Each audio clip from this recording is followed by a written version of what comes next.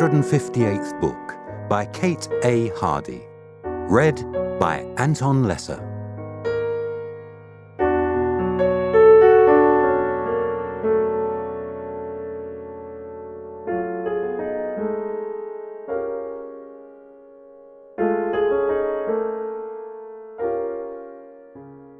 February 19th, 1988, Bloomsbury. Well, almost. London. I hate February. But then does anyone really like it? Yes, that woman Deirdre. Joe's wife. When we went to Crete that summer, she spent the whole time moaning about the sun and how she wished she'd brought a box of freezing fog with her. It suits the shop, though, this seeping month. All shadows and fuggy smell of damp, as Marge says. Not that I can appreciate her olfactory observations. Odd that, to be born with no sense of smell. What you never had you can't miss? I suppose so. But I do wonder what other people notice as they breathe in the atmosphere. The smell of history. Ancient crumbly leather. Possibly the smell of me, too. I wonder what I smell like. Ah, the bell. That jingling hope that someone might actually not just stare at the books, languidly turn a few pages, scholarly, digesting the words, projecting some superiority to me behind this scuffed desk. Oh, God. Colette. You're early? Yes, I have to take Seb to the doctor. Zach was going to go, but he's been called in about sponsorship. You fucking well would. I thought he was moving teams. She's doing that thing again. Looking nonchalant, pretending to look out at the day, when inside I know she's screaming with triumph at her fortune, her life with a 6'9" athletic, Hello magazined basketball player, lover, partner, whatever. To think it was once me. Not a basketball player. Lover. Well, husband, actually. I've missed her answer now. Not that I really give a poop. Sorry, what did you say? Christ, Hamish, don't you ever listen. Probably not, on the whole. She's heading to the door now, the toddler resting on her hip, staring back at me, his unblinking brown eyes in a perfect oval face. We never had one. My fault. Well, I assume so. Zach's come up with the goods. In the basket, first attempt, of course. She turns as she opens the door. Did the agent come back to you? Yes, they're still working out a price. Hamish, I want this dealt with. We can't proceed with the divorce until we sell this place. She shuts the door, and the bell jangles, gradually fading to a metal tick. Silence. Tea. The second cup, and I'm down memory lane, stroking the shelves, remembering the day we filled them with books gleaned from book fairs, jumble sales, and my dead father's library. There were hundreds of them. Peculiar, as he only ever read tomes on the Second World War. We emptied out his collection in the back room here all those years ago. Tropical fish for beginners? She'd questioned, holding out a glossy book.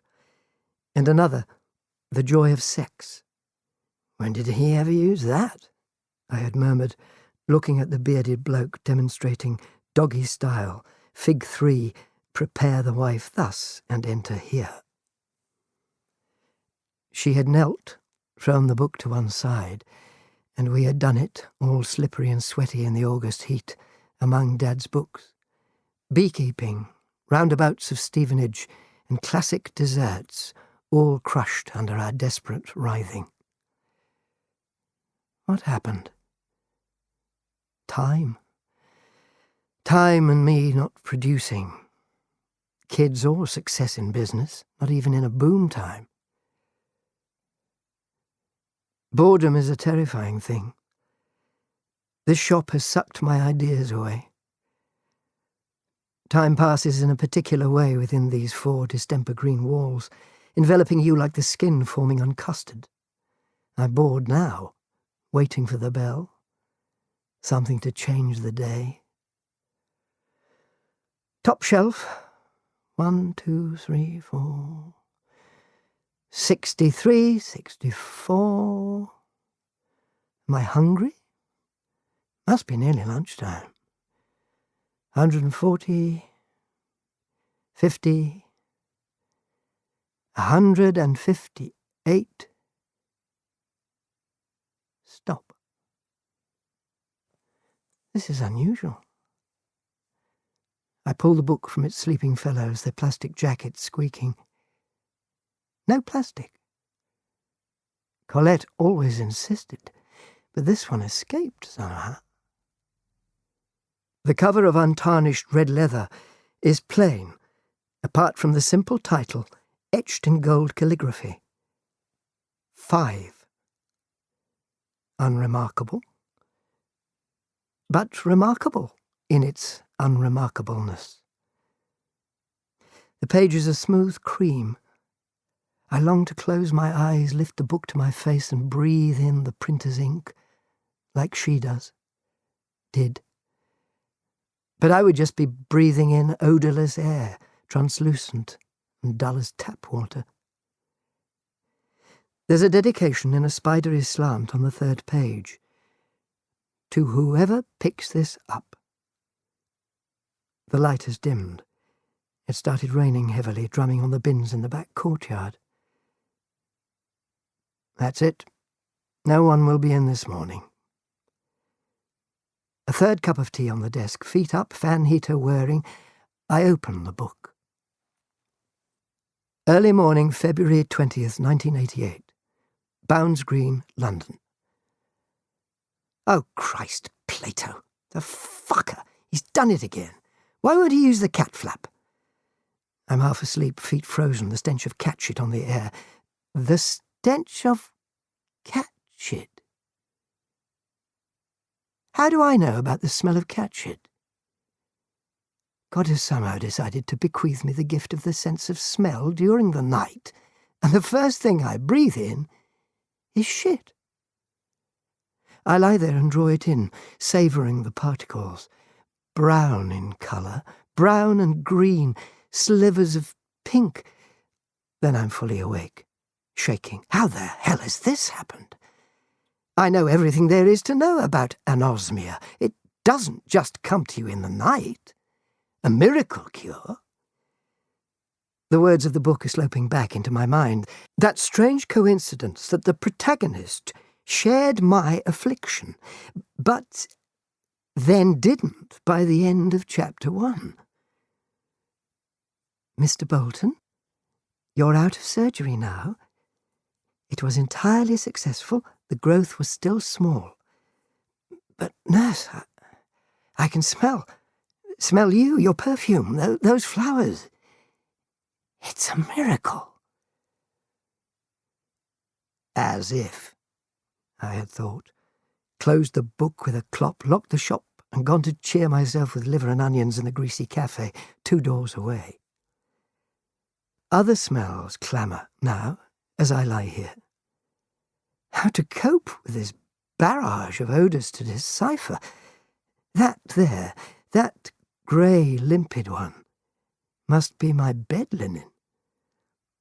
The rain through the crack of the open window beckons.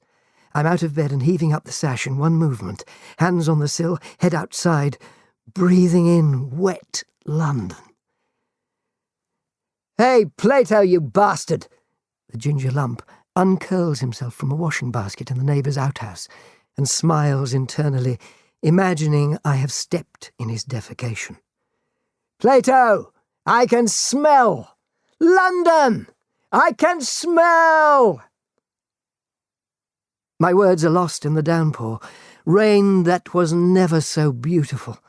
How can I describe it when I don't know what anything else smells like? No matter. I think it's like leaves, cold, polished metal, icy green in colour. What am I doing? There's so much more to experience. I skip through the routines, each a sensory rush. Shower, soap, delightful. Semen, weird, clothes, cereal, milk, coffee, just as I imagined it, all velvet and dark corners, newspaper print, stark bank statements. Me. This one's an odd one. I change all the time. The basic underlying me smell is brown, sort of tweedy, not unpleasant. Then when I opened the bank letter, sweetish, rank. I've always liked that word. Now I understand it. Cornflakes, never objects of great sensual pleasure, are crackling, sparking things this morning. The fridge a humming cavern of possibilities. I could spend a morning just unwrapping cheese, perusing the different odours. Damn! The agent! I forgot. The estate agent will be at the shop at 10. My sensory journey will have to continue outside. A walk through London. By the time I'm at the tube station, my brain is so occupied storing smell information that I can hardly function. The ticket machine is giving off a wonderful stench of time-abused metal. I put my face close to it and breathe in the silver. Oi, what the fuck you doing? The guy behind me, who has obviously possessed his sense of smell forever, doesn't appreciate my lingering. Sorry, just lost my glasses. Couldn't see the slot. I move on into the seething crowds, carried along on a sea of sweat, perfume, leather, and a million fabrics. It's the usual commuter crush. Normally I would hang onto a rail, book in one hand, trying to lose myself in Sherlock's 19th century London. But today it's an excitement to be sandwiched between so many fellow humans. This girl here, I want to move her waterfall of hair to one side and nudge my nose along her neck. Roses, perhaps? Or some sort of spice emanates from her. And that bloke with the short dark hair, he's scared. Under his liberal splash of aftershave I can detect a pending job interview or the ending of a tired relationship. A relationship? Ah, that would be nice. To feel a woman again, to be able to take in her scent. Maybe I should do something about it. I catch the gaze of a young woman across the carriage. It's not admiration. She's looking at my long, not too clean greying hair, my charity shop coat. Maybe a walk down Oxford Street at lunchtime. Sod the overdraft. I leave the crowds of the tube station and walk slowly to the shop, considering each new smell. I bend to sniff moss in the cracks of a wall, tired privet leaves and newly painted lampposts.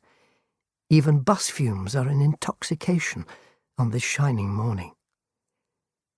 If we were really in Bloomsbury, I'm sure there would be a learned smell gracing the metal railings and yellow brick, but we're not quite.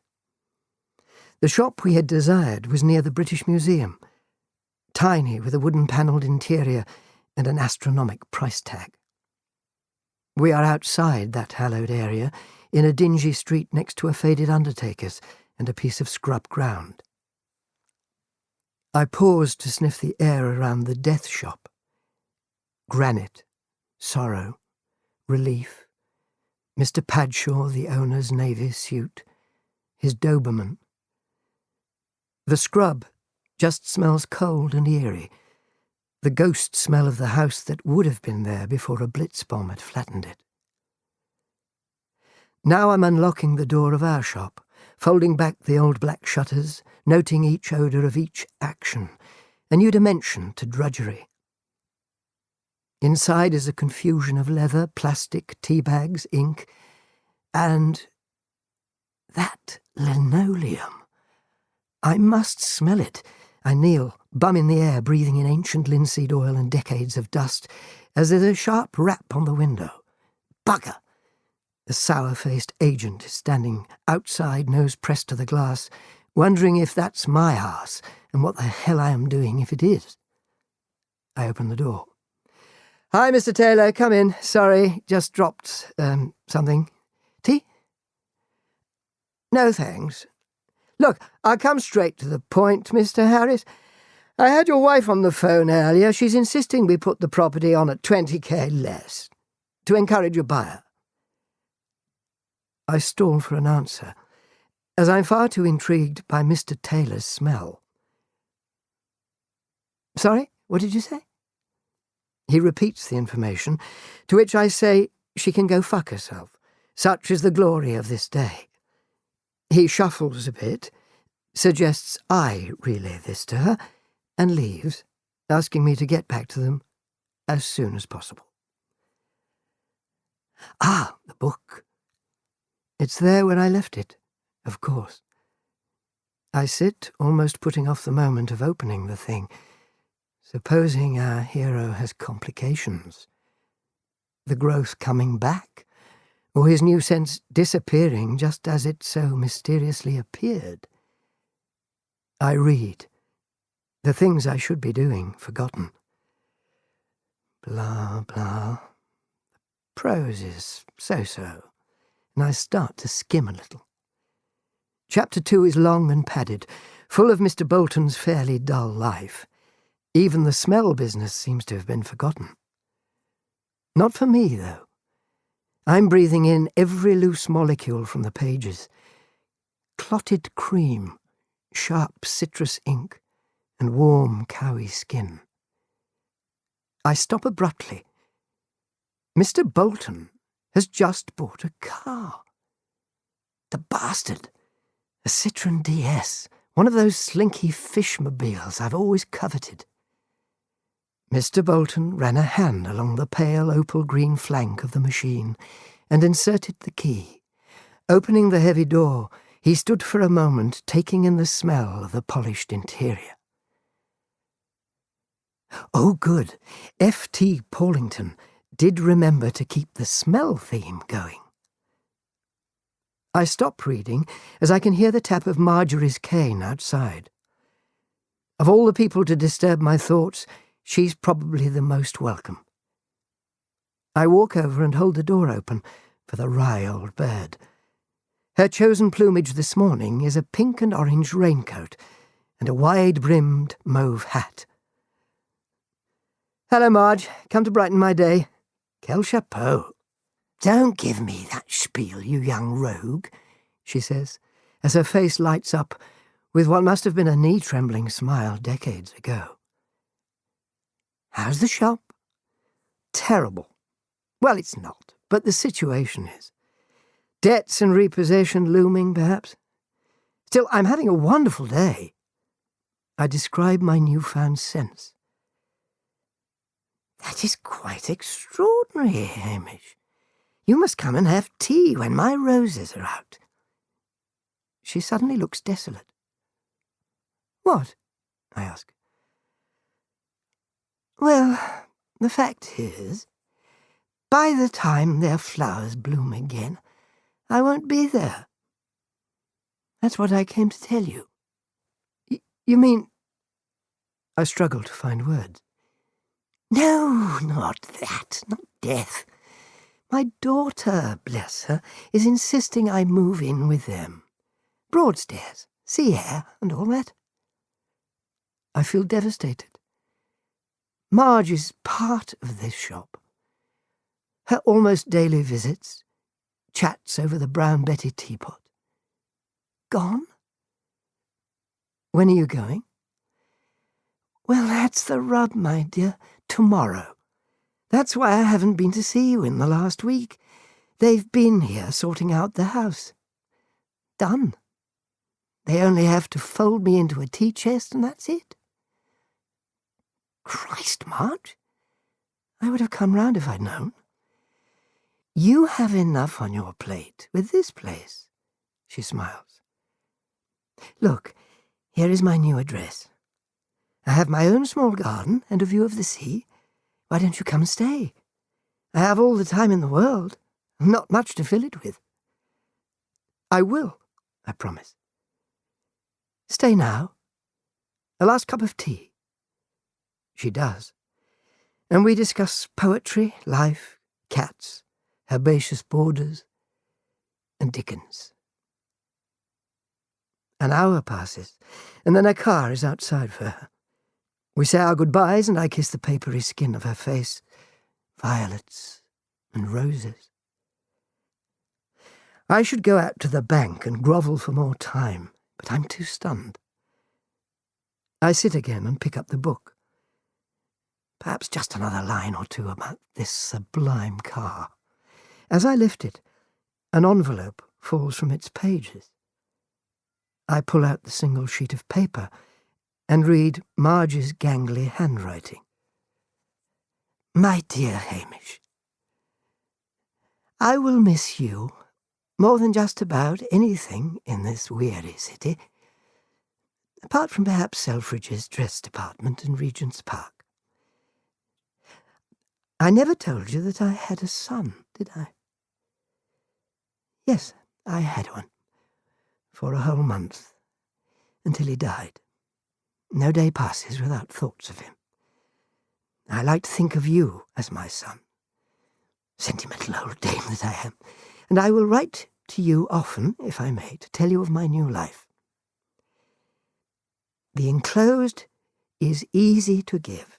I have savings, and my house is worth somewhat more than the £1,000 I paid for it. I want you to purchase something totally frivolous, something you've always wanted. Don't use it for bills or debts. Buy something mad. For you.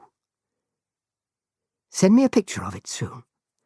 With much love, your Marge. The cheque in the envelope is worthy of the word fat. I sit looking at it for a long time. I could go to the bank and toss it into the black hole, or I could saunter along to a different bank where they will welcome me in, show me to an office and treat me like any other wealth-owning person. An interesting prospect. I lock up and with shaking legs head off to find an alternative bank, pausing to buy a vast bouquet to send to my benefactor. The flower shop is too much. My pummeled senses veer from one scent to another. Musky red roses, unbearably sweet jasmine, and technicolor freesias. Added to the recent revelation, the avalanche of floral smells is utterly overpowering. I'm close to lying on the pavement, where I will groan gently until the police arrive to remove me. "Are you all right, sir?" asks the woman serving me. Yes, just." I give her the address and weave my way down the busy street. There's a Nat West just past that vintage car place. That'll do. I walk, head down, trying not to analyse the passing smells of dogs, pushchairs, buses. The whole of London seems to be trying to climb into my head. I'm nearly at the garage now, and a flash of pale green crosses my radar. An opal green Citroën DS is parked on the forecourt. I approach it, all sweaty and disconcerted. A car vulture has seen me. He slides over. "She's a beauty, isn't she, sir?" "Yes," I rasp. "Like to take a look inside? The last owner really did a great job looking after her." Before I know it, he's handed me a chunky fob, and I'm Mr. Bolton, running a hand along the shining flank before inserting the key. I sit in the cocoon of scented leather and rest my hands on the steering wheel. This is madness. But then, not. I want you to buy something frivolous. I do. February 28th, 1988. I did better than a photo. I drove to see Marge in the DS. We went out, smelt things, ate things, and sat in the Citroën looking at the sea. Now I'm back in London, my hair cut, dressed in Armani, sitting in a small restaurant in Baker Street, thinking about Sherlock Holmes and looking out at my car. The shop is going to be repossessed, along with 1,000,000 other London properties. I'm sure of it, but just for the moment I really don't care. Of course, Colette could bail me out, but she won't. I didn't take the red book with me on my trip. I forgot it at the last moment, but I hastily picked it up on my return. I take it out of my bag and start to read avidly, fearful of Mr. Bolton trading the car in for something dull, or worse, the car being crumpled after a misjudgment around Marble Arch. Interestingly, his life seems to be getting even better. Chapter 3 tells of an encounter with a ravishing woman.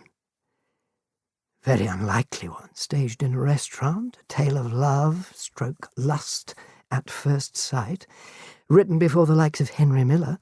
The descriptions are veiled, revealing little more than his manhood and her curvaceous figure. Actually, she's the one in control for this era. She knows what she wants, and he is helpless. Good grief. The tempo has increased. The trousers are off. I reach for my glass of wine, not really looking, and it flips over. God! The small red tidal wave has soaked the back of the woman at the next table. She turns, and something happens to my insides. A creeping warmth invades my groin. Her eyes are blue. A sort of blue I've only noticed when crossing the channel, staring into its depths, knowing if I were to slip from the ferry rails I would be lost. Her face egg-like, not the inside of, smooth, pale brown, ovalesque. Does such a word exist? I don't care right now, as the face is wearing an expression that seems inappropriate to what just occurred.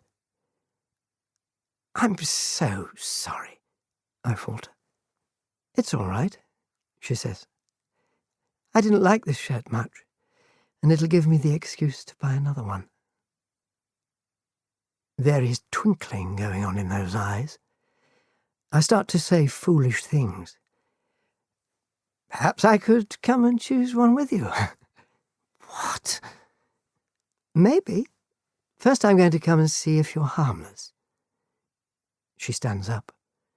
My heartbeat must be almost audible. I can see you like to shop in high places, she continues, as she sits down and runs those eyes over my new wardrobe and then outside to the car. She's noticed the old leather citron key fob that I'm fiddling with nervously. If she'd seen me a few days ago, I doubt she would be doing this now. An outraged squeak would have knifed the air, followed by talk of dry cleaning. Of course, I haven't mentioned her scent yet. I don't know the components that the wizard put together, but somewhere in there must be a sunset and strawberries. I want to lean over, undo her shirt, and just breathe in for a very long time. What are you thinking about? She queries. Your perfume. You like it? Yes, very much. Kismet. Sorry? It's the name of it. From Turkish, meaning fate. Fate. Really? Look, I would like to buy you another shirt. I'd like that. Can we go in your car? I pay, walk to the car, open the door for her, get in, and we're driving down Baker Street, headed for... what? Where would you like to buy something? I ask. You choose. I haunt mainly Oxfam and Red Cross, but I'm not adverse to the odd splurge in liberties. I glance over at her attire. The shirt was beautiful. Silk, peacock blue, antique link gold chain, tapering faded jeans, worn but high-quality leather brogues, and the same tone leather bag. I'm wondering what she does. What do you do? For a living, I mean. Guess. Art dealer. Auctioneer, media consultant, editor, doctor, beautician? No. Detective? No. You'll never guess. No one has yet. Taxidermist. I'm silent, trying to imagine her delicate hands filling animals with sand and sawdust. Really? What about you? Failed poet, bookshop owner, in debt. There's no point lying. The moment I saw those eyes, I knew no secrets could be hidden. You're trying to sell the shop? Yes. I'm looking for new premises. Perhaps you could show me later. I nod helplessly. We are now circling liberties. Amazingly, there is a free meter. I park and we walk into the shop with its myriad of scents. This woman, of whom I know nothing, including her name I've just realized, is perusing racks of silk shirts in the women's department like a raven after prey. She finds what she wants, a deep red, and holds it up. Perfect. In case you want to reenact lunchtime. Come. The changing room is deserted. People evidently still at lunch. She beckons me into the cubicle. It is quite large, papered in William Morris with a mahogany bench on which to place your bag, or your man, in this case. I seem to be sitting with my new Armani trousers around my ankles with my shirt undone as her cool hands explore my burning flesh. Surely this must be illegal, I splutter, as her hands, used to delicate operations, are teasing my, luckily, new pants over my straining manhood, cock, whatever. Christ, she's really going to do it. Here, in this West End shop, with possibly a wave of perfumed ladies about to appear to try on dresses. Oh, God, I sigh, as she does do it, and I buck and sweat in delirium, the Red Book storyline hovering at the back of my mind. February 29th, 1988. I haven't looked at the book. I haven't had time. And I wouldn't have been able to read anyway. I think I have lost the use of my brain.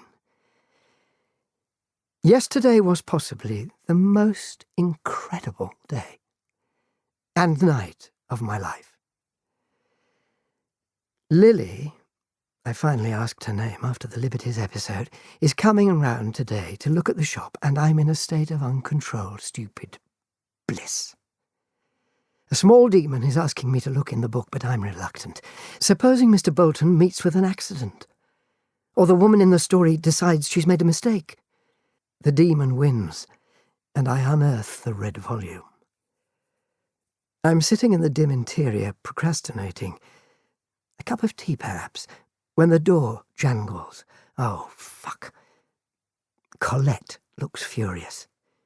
She sachets in, all PR company clothing and steely eyes.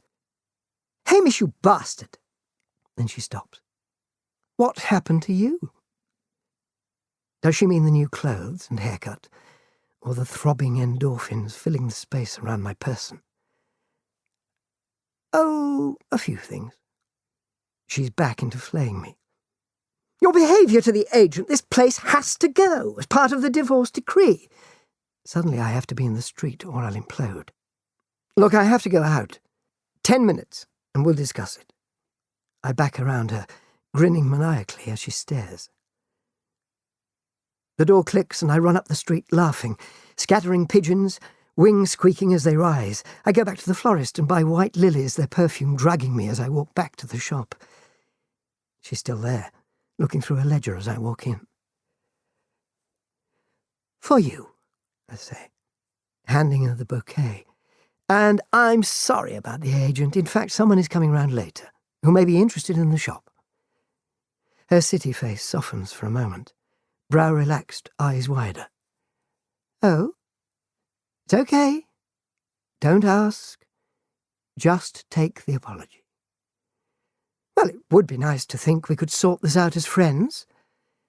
By the way, while you were out, someone bought a book. Really? When did that last happen? Fiction or what? I don't know. It was a book. I don't remember seeing. It had the price on it, though, so... What book was it? I asked, sweat pricking. The red one that was on top of that pile on the desk. February 29th, 2013. The street has changed. Of course. And the shop. Poetry, art, and taxidermy books mainly grace the shelves. Lily's birds watching over the premises from the bookcase tops in their suspended animation state. She bought the shop and the scrubland and made her studio there with money from a lucrative divorce. Not like mine. No matter, she asked me to marry her. It was a leap year, after all. Did Mr. Bolton's trouserless episode result in something so wonderful and unlikely? I hope so. I often think about that book. Being mostly bedridden gives you time to think. Marchingford's disease. What a thing, Dr. Marchingford. To discover something, some vile wasting affliction, and then be credited with it for life. I'm lying in the bed upstairs now, looking up at the cracks in the ceiling, when Lily comes into the room. Hamish, I found it.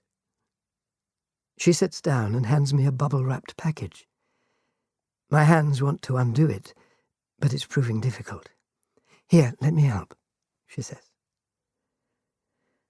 Her hands are old and wrinkled now, but still as delicate as on the day she unwrapped me in that changing room. My own shaking hands draw out a book, red leather-bound, pages a little creased. I can't take it in. Eventually, I find words. You got it? How? On eBay, believe it or not. I've been looking every now and then. Tears fall, the book becoming blurry to my eyes. Oops, customer, she says, hearing the jangle of the door. She stands up and kisses my forehead. I'll be back in a while. I open the cover. The inscription is still there, its spider scrawl slightly smudged from the passing years. In my trembling hands, the pages fall open at chapter 5, where I stopped reading over 25 years ago. I did often reflect on why the book was slim, only 5 chapters. I read the last part of the chapter out loud. The doctor stepped back. She looked at him sorrowfully through her tears. Did he suffer? The doctor, used to consoling, put a gentle hand on her arm. No, Mrs. Bolton, he wouldn't have felt a thing. His heart just stopped while he slept. Of course there was no cure, you know that. And the pain would soon have become unbearable. Thank you, Doctor, said Mrs. Bolton as he left the room. She took the red leather book from her husband's hands, placed it on the bedside table, and kissed his forehead. Goodbye, my love. I put the book down. Even its small weight has become too much for my arms. I laugh. What a stupid ending. Surely F.T. Paulington could have come up with something a little more eloquent. The room is heavy with memories. I drift, hands on the worn leather.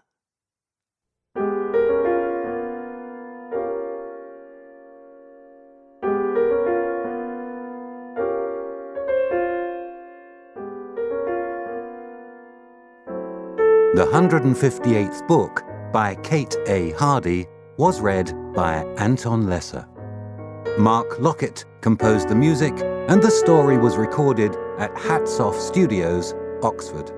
The producer was Robert Rigby.